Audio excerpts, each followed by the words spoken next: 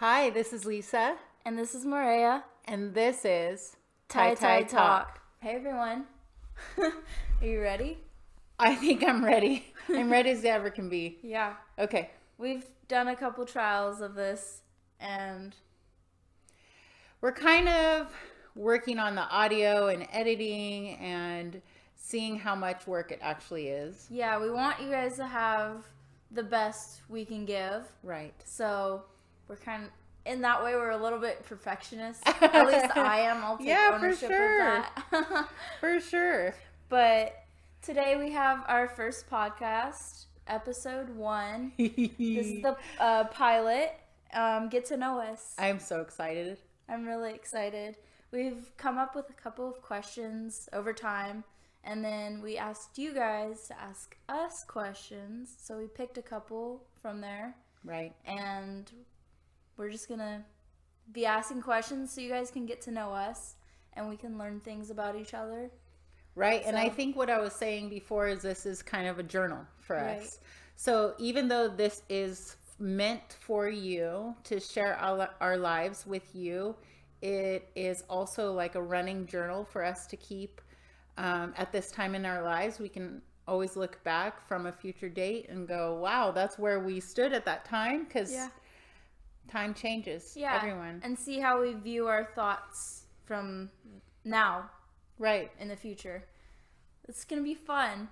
So we hope you guys come on this little journey with us. Yeah. And get to know us. Yeah, we think it'll be kind of fun. Yeah. So I think that we'll start with like basic introduction. Yeah. Just basis. So your name, your age, your career, and your hobbies. So go ahead and go first. 4 simple questions. My name is Maria.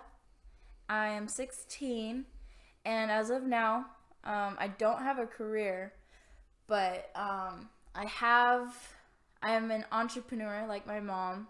Kind of inherited that from her. For sure. But I've done my own little businesses on my own. Like baby kits and car washes and baby watching, because my mom will get into that part, but just simple stuff like that. Baking, using what I have and making the most out of it. So I guess that's a career, but in the future I do know for now I want to take furniture and recycle it. I'm so excited. It makes me excited talking about it. I can see the light in your eyes when you talk about it. Yeah.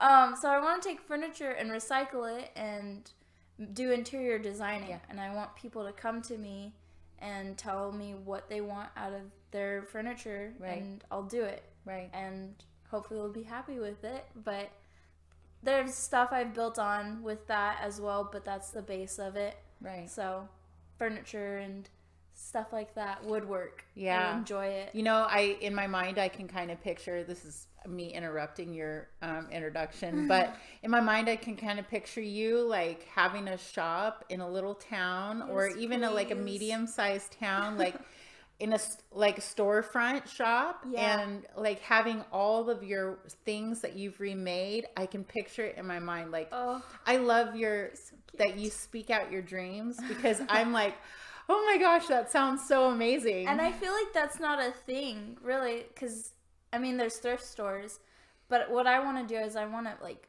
furnish it all and make it so nice. And it'll be kind of like a shop, but it'll all be one of a kind. Yes. Like, no one else can have it. Oh, gosh. But it's, like, nice and not just thrifted, you know what I mean? Yes. I'm so excited. I haven't heard stuff like that. Maybe there is, but it excites me. Me too. So that's career-wise. And hobbies, I love to swim. Been swimming for 12 years, and I enjoy it. It's not like a chore for me, so I guess that's a hobby. Yeah. Reading, I love to read. Yes. Spending time with you. Yes. I love spending time with her. We do so much together. We do. So those 3 things awesome. I would say are my hobbies. That's a little introduction of Maria. So what about my turn? You? Yeah, your turn. I'm Lisa, and my age is 42. I know. And then my career is I'm an entrepreneur. for sure. I'd like to say that's the career, the umbrella part of the career. And so everything underneath that is just where I'm at in my life and what passions I'm following. So I'm a daycare provider. Been doing that for 16 years. I love what I do. I love being able to put life and learning and love of life into the younger generation. So that's where my passion is. Also, I am a fitness instructor. So I do that, and I've been doing that for about 10 years. I also love that. And the third thing that I've been doing since 2019, wow. Since 2019, I opened a t-shirt business. Yeah. And so did nothing for about a year. As like t-shirts and jewelry. Right. Not really branded things, but like everywhere. Very small. I didn't really have much of a direction. Right. And then I took on a partner.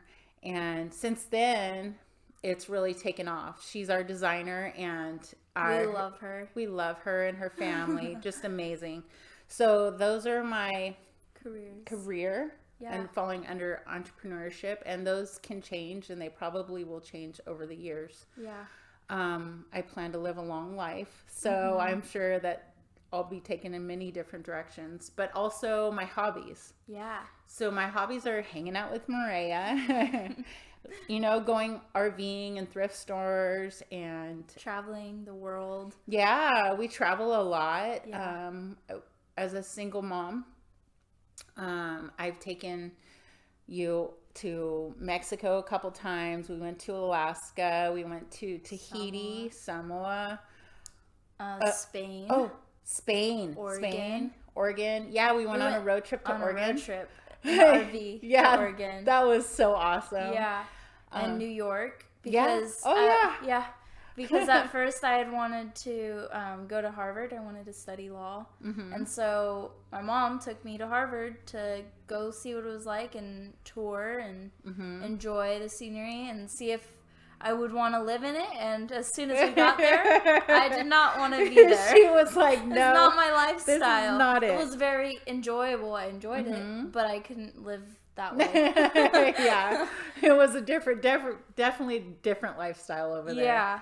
So, but we've been many places. Traveling is definitely a hobby. It's a good hobby. We love that hobby. And then so the basis of our life is our faith. Wouldn't you say? Yeah. Okay. Yeah. So you gotta rely on your faith. Yes, I agree. So for the next question, I'd like to ask you, what is your favorite Bible verse or your favorite Bible passage? Okay. So I know this one. It starts in the book of Genesis. It's, I think, 31, 55, those chapters. Don't quote me on that, but within there. And it's the story of Joseph and how his brothers had betrayed him. Yes. And sent him off to be a slave. Right. And in that story, I think about how Joseph must have felt, like forgotten and unwanted and betrayed by his own blood. Right. And like how he must have felt like forgotten by his father. Rejected. Yeah, rejected.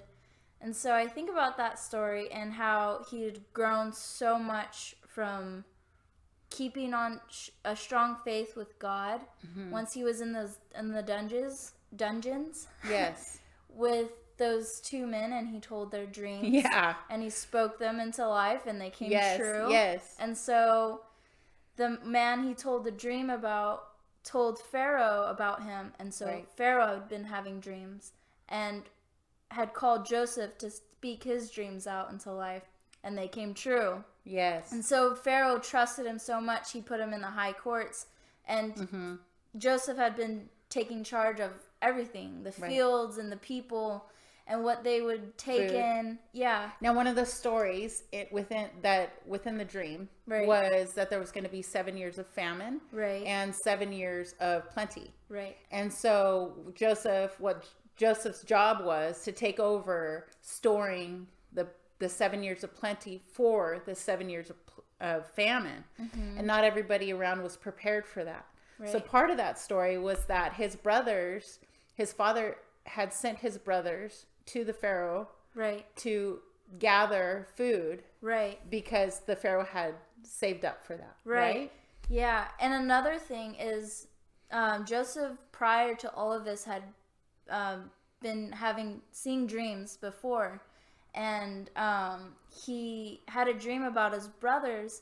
They were his brothers, but they were fields of hay or something. Oh, yes. And they bowed down to him. The wheat, yeah. Yeah, and he told his brothers that dream. Yeah. And they were laughing at his face. Yeah. And then come to that part, right, they came for food, and Joseph had seen them, and he did not want to give them food at all. Yeah.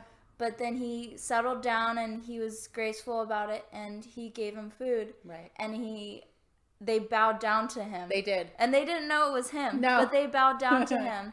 And they had the younger brother with them, and he felt like so replaced. Mm-hmm. I feel like he would have felt replaced by him. Right. And so he put his own gold in that little brother's bag. Satchel. Yeah. And so it would seem like he was stealing. And so all the brothers stuck up for the little brother. Yeah. Because they didn't want him to go home with to their father without another son. Right. And his baby again. Right. Oh my gosh. But you would think like Joseph may have not been thinking that way. He may have thought like, oh, is he a better brother than I was for you to be sticking up for him?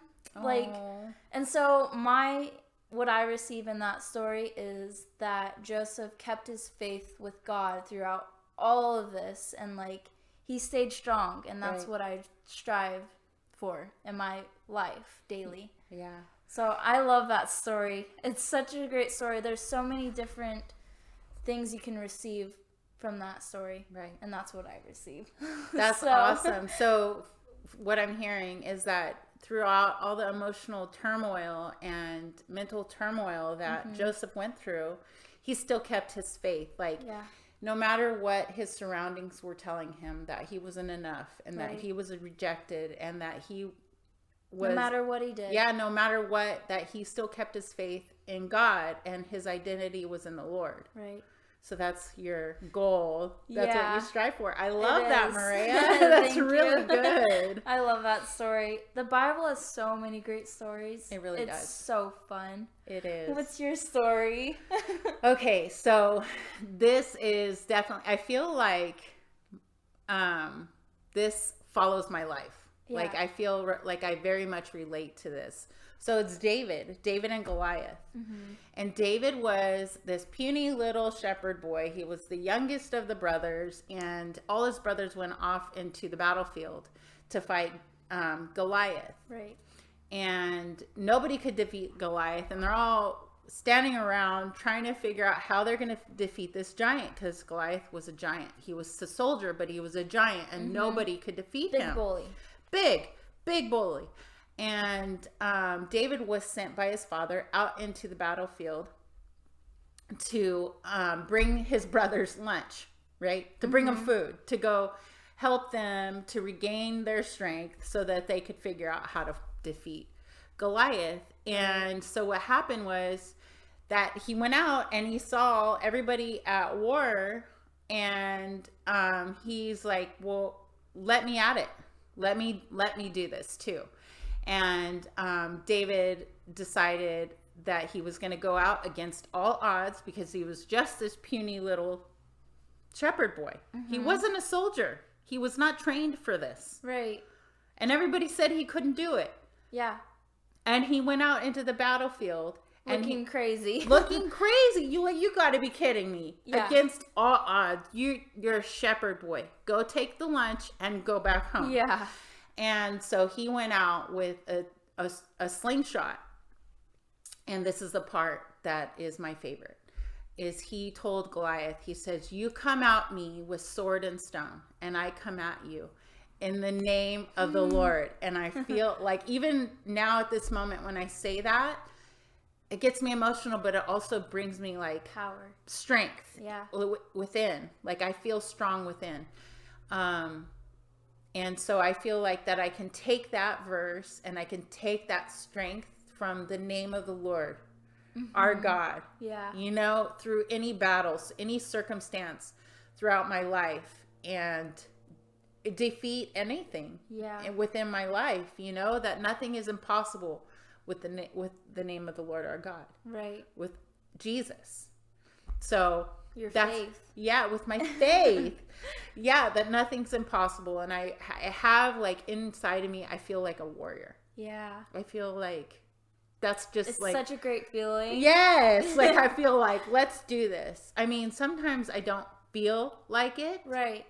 But I know that when I focus and I draw closer to the Lord, that I have my strength is in Him. Mm-hmm. So that's a really good story. I love that story. Oh, and it's such a basic, right? A basic like Sunday school story. It is, yeah. David and Goliath. Yeah, you learn that in Sunday school, but It's my favorite. Yeah, that's so great, and that shows again how differently you can receive it at different points in your life. Like it's a preschool story. Yeah, it totally is. It's taught to them at a young age. Yes. And then looking now how you receive it now, it was such a different story. Like a little kid throwing a stone at a big giant. Like, and now you see it as a different way. Almost a life motto. It's so great. Yeah. I love that. Thank you. That's what I love about the Bible. Yeah. It's so great. So within books, another question we have is, was your favorite book and or author? Okay. So books are easy because I love Francine Rivers. Yeah. She takes books from the Bible. How she writes it, she takes like stories from the Bible and she turns them, she like time warps them. Yeah. So the first book that I read from her was Redeeming Love. And Redeeming Love, I think, is about Hosea. We heard it in church today. We got to go to church today. Yeah, it was really good. Hosea, I think. And she put it in like Western time. Right. Old Western time. And so you're reading a story from the Bible, but it's put in a different time. And so it's really interesting. She puts all these beautiful details in it, and it just grabs you from the very beginning. Yeah. And that's what I love about her books. Oh my gosh, yeah. And then she has a trilogy that I read. Off the top of my head, I can't think of it. I'm really sorry. But anything Francine Rivers, I think you can pretty much check it out and you're going to love it. Yeah. Also, Gods and Kings. Mm-hmm. It's a 5-book series.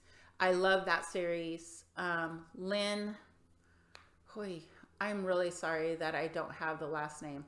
It's Lynn is the one. Just look up Gods and Kings. Gods and Kings. And it's 5 books. I read them in like a week, like 7 days. I read 5 books. And they're thick books. Yeah, it's so great. You'd love it. But it's also kind of biblical stories. But that's my author in the books that I love. Yeah.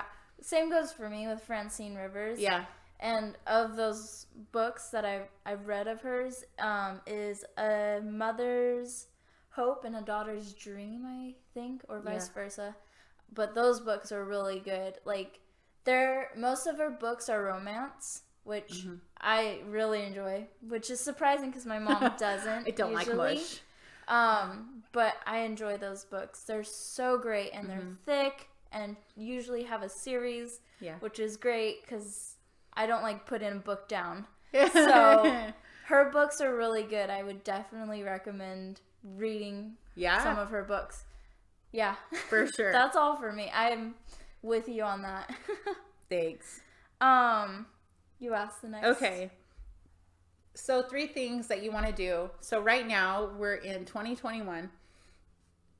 We just white knuckled it through 2020. I feel like this week marks the 1-year anniversary of this whole pandemic, and so California has been closed down. Right. Meaning restaurants are not open. That's unbelievable. It's actually been that long. And schools have been closed, and online learning and movie theaters. I've been able to live my life, but I don't feel like I've been able to really live your life. Absolutely. I'm with you there. That's unbelievable. I know. So what are 3 things yes that you're like so excited to do once California opens up? Okay, definitely. First on the list for my 3 things would be movie theaters. Yeah, definitely movie theaters, because just the cold room and the popcorn and candy and sneaking food in and all that fun stuff. Oh my gosh, yes please. And traveling, like camping in the RV, because those spots have been like on off, back and forth. Like, but just being able to not worry about that, and like your surroundings and everything, you know what I mean? And what else? Like eating at restaurants, I think. Yeah. Definitely. Without any complications, just like normal. You know what I mean? Just go sit down and have a meal. Yeah. And say hi to people. Yeah. Oh my gosh. I miss that stuff so much. Yeah. I'm so ready for summer. Mm-hmm. That makes me think of summer. That stuff. That's what. Yeah.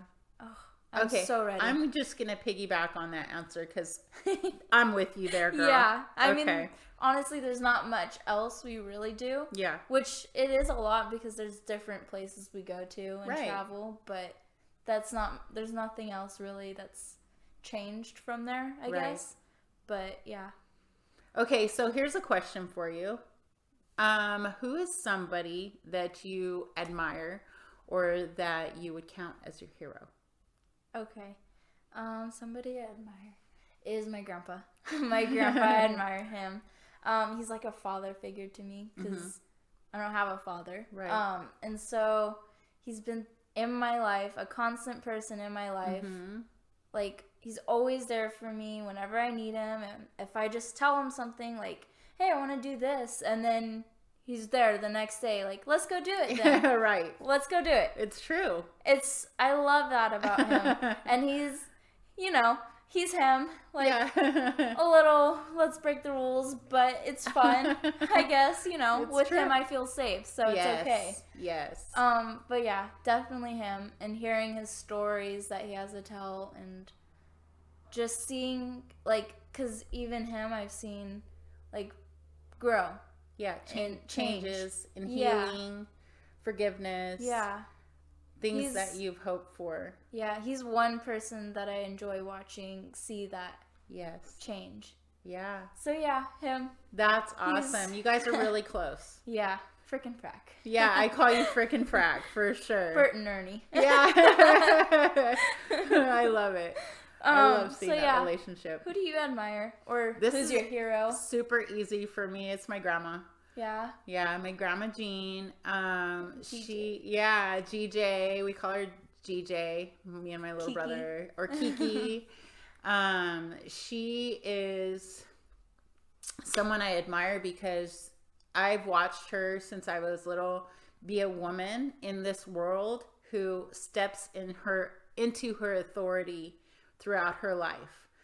No matter what society or the world tells her that she shouldn't do or she can't do or she's not supposed to do, she does not care. Yeah. And she does what she's going to do anyways. Yeah. And I love that. I love that too. Nothing's changed. I still see that now. Yeah, she's still the same. And I mean, she's just an amazing woman.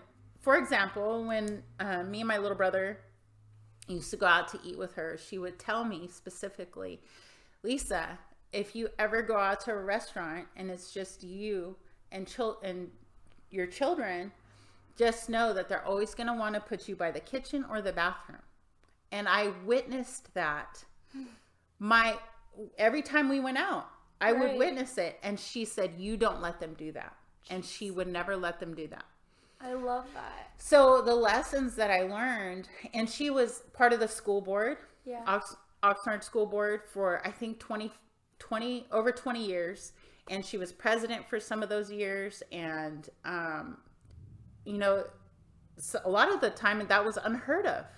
Mm-hmm. So, it's just amazing to see that as a woman, with authority. Yeah, she steps into her authority in this world with class. Right. And not trying to run anybody else out of their spot or run anybody else over, but no, this is where I belong and this is where I'm going to be.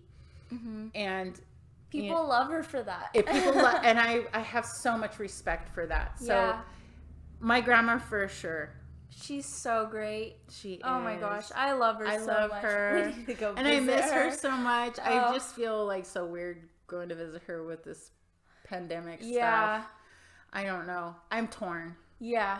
So uneasy about it. Yeah. Hopefully this stuff blows over soon. Yeah. It's supposed to, right? It is. Yeah. We'll be able to go see her. Yeah. Moving on from that, what motivates you to work harder? Okay. This is super easy. Knowing that you are watching me work. Knowing that you're learning, because your kids learn from you by watching you. You know, it's more do as I do, right. Not do as I say. Because you can say that all you want, but your children will always do what you do. And so my whole life as a mother has been, if I wouldn't want to see you doing it, then I'm not going to do it. Right. That includes everything. Yeah. Everything. So if it would hurt my heart to see my daughter do it, then I'm not going to do it. Right. But working hard, it motivates me because I know that you can see the places that I've come. Yeah. Even from when you were a little girl to now, how far that I've come because of my hard work. I've built businesses because of my hard work. I can support our family and send us, you and I, on all those trips. I mean, as a single mother. Right. You know, so I know that you can see that, and I know that you will be successful because you will follow those footsteps. Right. So that's what motivates me. I like that. I do watch you. And I kind of do as you do. Yeah. I think that's really cool. It is. But for me, I can't relate to that because right. I don't have a daughter. Yeah. But I'm sure I'll feel that way. That's really cool. Yeah. For me, motivates me is looking into my future, and because I'm very much a thinker. I'm a deep thinker. Yes. I think a lot. Agreed. But I think into my future and what I want for my future, and thinking okay, if I put half effort now, where will that get me in the future? And will I be where I want to be? Right. And if I put my full effort now, will I be won't I be where I want to be? That's quicker? Right. That's right. But if I put half my effort now, then I'll have to put the other half, but full effort then to get where I want to be. So it'll be extra work. Can I say something? Yeah. So in the program of AA, which I'm a recovering addict alcoholic, right. 18 years clean and sober, 19 this year. But in the program of AA, they say half measures avail us nothing. So even if you put half effort now, it will avail you nothing in the future. Right. And so you'll have to put full effort. Not that you won't have to put full effort in the future, but it will avail you nothing. Right. Half ass. Right. will give you nothing. Yeah. Not half. Right. Yeah. So yeah, definitely. Makes sense. Thank it makes you. Sense. Looking into my future and seeing where I will be if I put what amount of effort now. Yeah. I love that about you. Thank you. That's really good. Look out on your life, that it's an investment. Your energies and your finances are all an investment into your future. And I love that you can look at life that way right now as a young lady. Thank you. Really proud of that. Thank you. Maria, so what about this? Okay. What is the best gift that you've ever been given? Okay. This one I've gone over and I try to think of different gifts. Yeah. But I feel like this is a really good gift that God has given me of all people. Yeah. Like, and he's given everyone this gift. Yes. It's the gift of life. Yeah. And he lets us decide what we want to do with it and what choices we want to make and where we want to be in our future. Yes. And how we want to live it and like our moods and everything. Yes. Like he lets us make our own decisions. Yeah. Whether or not we want to have faith with him or not. And he gives us life no matter what. Yes. And he knows where we're going to be. Girl, that's good. Thank you. That's good. But I feel like that's just such a great gift. Like, because when you die, you can't take anything with you. Like, so what greater gift can be given? Right. Other than life. Ooh, girl, you are preaching. I'm receiving it. I'm receiving it. I love it. That's really good, Maria. Thank you. Yeah. Thank you, God. Yeah. Amen. It's a really good gift. And he's gifted us all with it. Yeah. So appreciate it, you know? Right. I do. And treasure it. Yes. Right? Because we should treasure the gifts that we're given. Yeah. So. And treat it well. I agree. Like a gift. Yeah. That's good. Okay, so for me, that's an easy answer because it's a second chance. Really? The greatest gift I've been given is a second chance. Like I mentioned earlier, I was alcoholic addict. Right. Went through some pretty crazy stuff in my past. 18 years clean and sober. And that's second chance is definitely a gift for me. Yeah. To have a second chance at a life that I didn't really believe that I had, that I was entitled to. Right. I really did believe when I was younger that I screwed everything up and that I would never amount to anything. That was a belief of mine. Right. Now my belief is that the world is my oyster, and depending on what decisions I make and how much effort, how hard I work, then I can have it all. Yeah. That's a good gift. That's a really good gift. Second chance. Yeah, and also a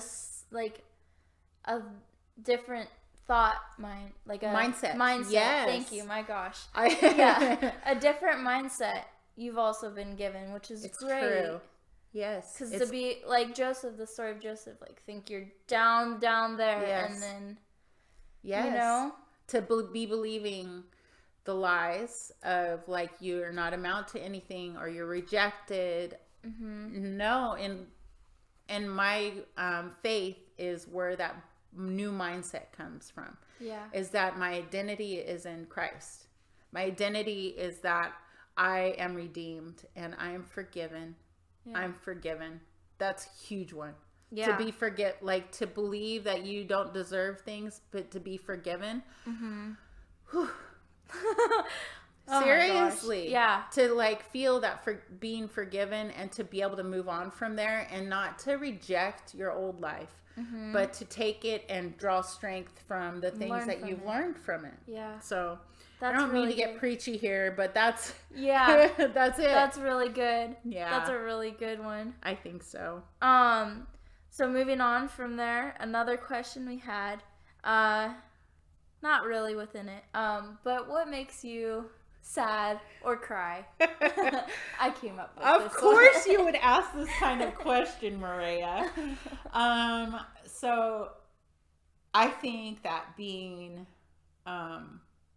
frustrated makes me cry, and not being able to do anything about my situation or the situation of somebody around me to heal the situation or to fix things, because I'm a fixer. Yeah. I feel like I have to protect and fix everything. Yeah. Like that's how I feel was my place in life. Right. Which, good Lord Almighty, it's not. And you're learning that. I'm learning. Which is good. Yeah. We're all learning something at, a certain point in our life. Yeah. But that, and then just being honest. I don't mean to be religious or anything, but being in God's presence. Yeah. We got to go to church today. Yeah. And it's been a really too long. And we have we were trying to find a church. Yes. And I think I this feel like might we be found it it. because the other churches we've tried, like, we don't get into, like, just the praise and worship. Yeah. That moment. Yes. To be with God. Yes. That's where I feel like I can be with God, is in worship and praise. Yeah. Oh my gosh, I cried so much today. Yeah, you did. I was like, oh my gosh. I was like, it was a lot. It was a lot. Well, it's because it's been a while. Yeah. I just feel like it's been too Needed. long. Yeah. What about you? Let's see, what makes me sad or cry? Definitely other people's hurt and pain. Mm-hmm. I am very sympathetic. Empathetic. Thank yeah. you.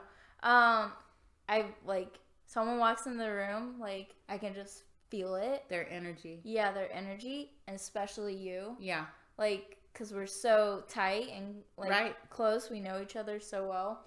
I can, like, you tell me, like, oh no, it's okay, or whatever, I'm fine, and I'm like, no, you're not. What is it? Yeah. But definitely that's something I also need to work on, is like not caring too much of other people's pain and hurt, because I myself carrying. Yeah. It sounded like you said caring. Sorry. It's okay.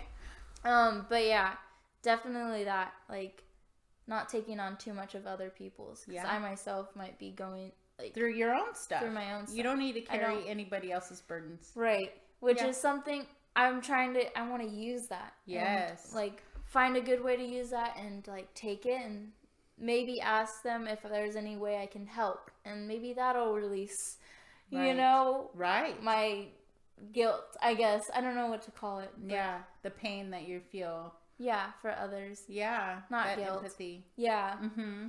So definitely that makes me cry. You know, and the thing about those things that we just described is that your greatest strength is also your greatest weakness. So I think that learning to use that, you know, not that things that make you cry are your weakness, but to use like your empathy. What makes it you can feel make it can be your greatest weakness, but it also can be your greatest strength. Right. So I agree. Learning to hone those skills. Yeah, and that's something I'm working on, and Auntie Jody's telling me about it and what she's learned from it. She's like that too. Yeah. So it's really great to have someone that's like that. Yes. I think. And codependency. Mm-hmm. That's another thing we got within that we got into. Oh my gosh. We should talk about that. We will. It's a lot. Everyone's codependent. Important. Everyone. Yeah. Yeah. And it doesn't always carry a negative vibe. It's not always a negative thing. Yeah. But yeah, it's just yeah. That makes me cry Maria. just thinking about it.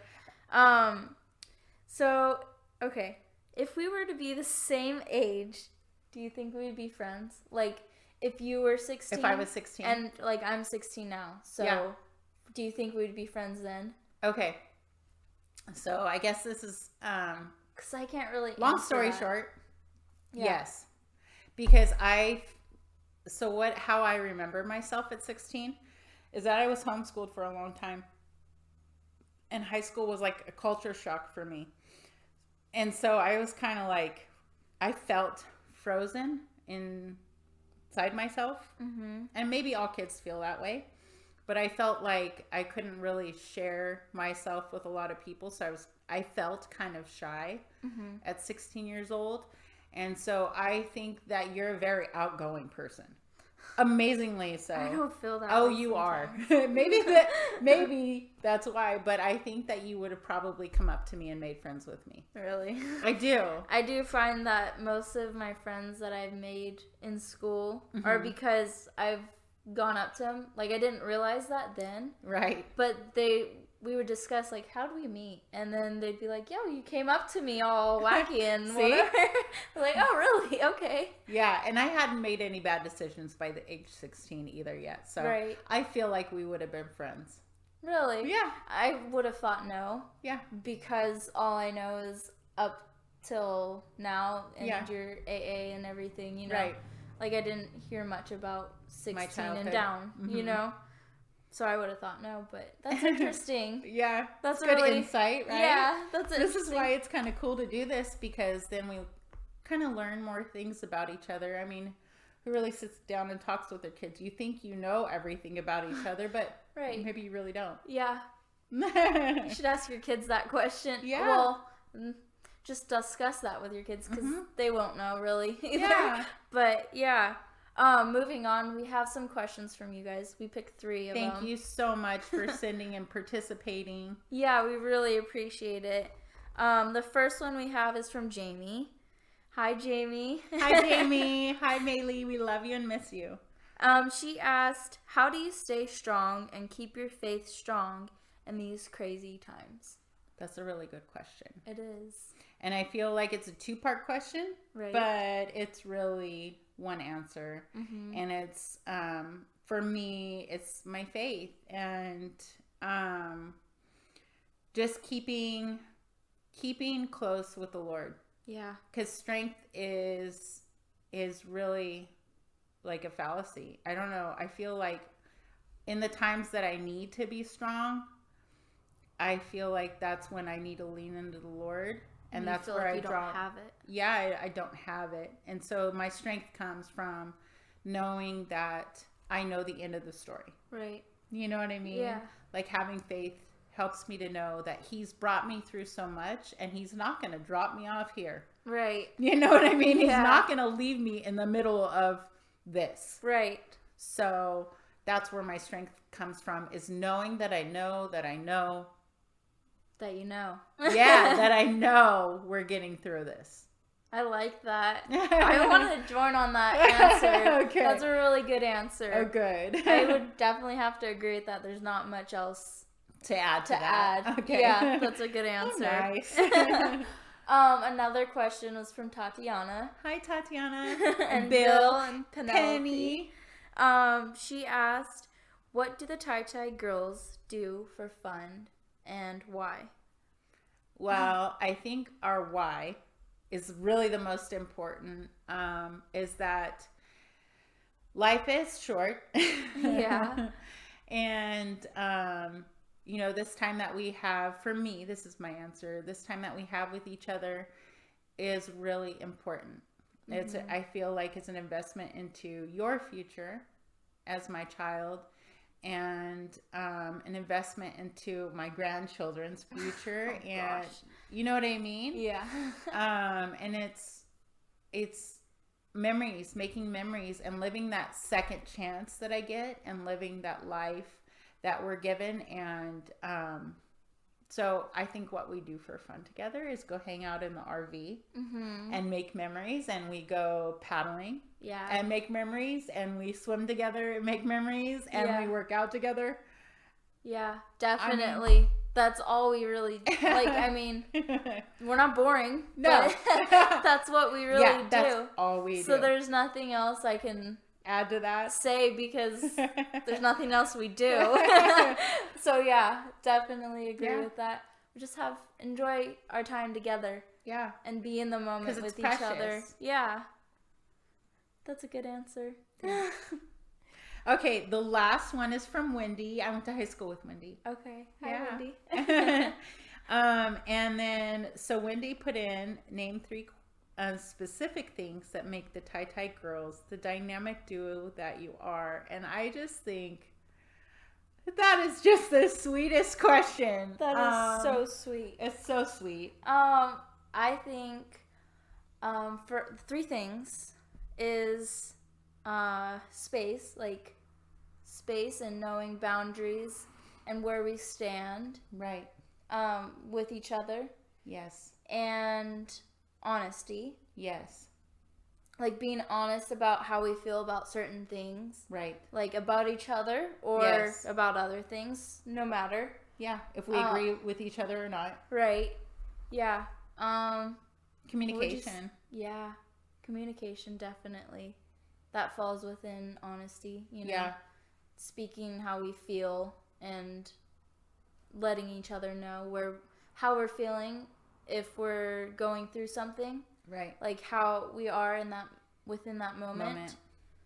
I think, I agree. Those are the 3 things: honesty, communication, and oh my gosh, what was the first other one?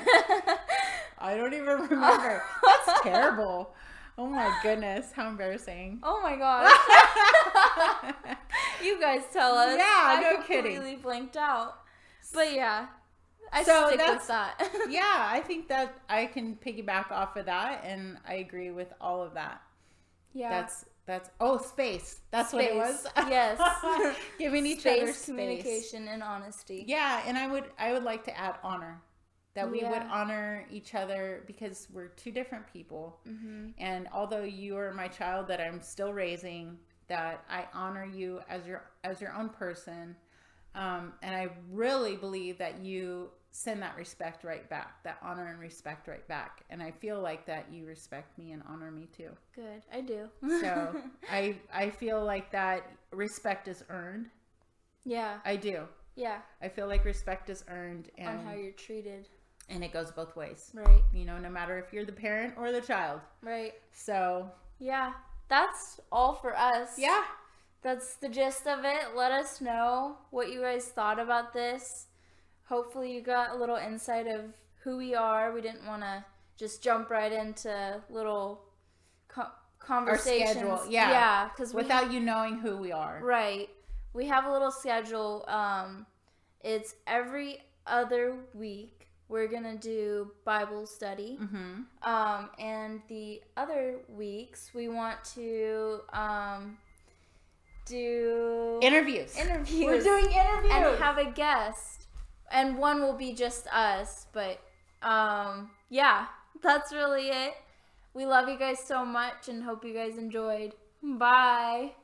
Hey, friends. Today, I wanted to ask you to find a Bible study on the Bible app so that way we can do Bible studies every other week together. So hopefully that'll be fun to do.